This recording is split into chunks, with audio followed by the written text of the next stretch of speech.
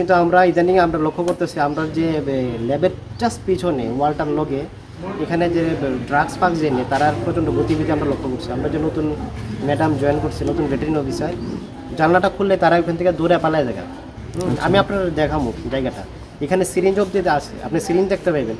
তারা যে ব্লাড নেয় এখানে, এই ব্লাডগুলো কিন্তু ব্লেকিশ হয়েছে না, এই খুব রিসেন্ট ব্লাড নিছে, মানে তারা যে ইয়া করে।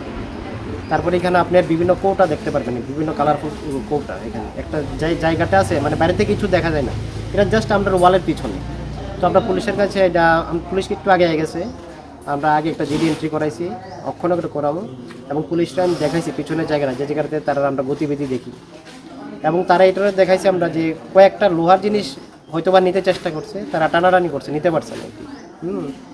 আর এখানে দড়ি টড়িও আছে পিছনে, এটা যারা ইদানিং আমরা যেটা আমরা লক্ষ্য করছি। তো আমরা পুলিশ এটা আমরা অ্যাসিওর করছে যে তারা এইখানে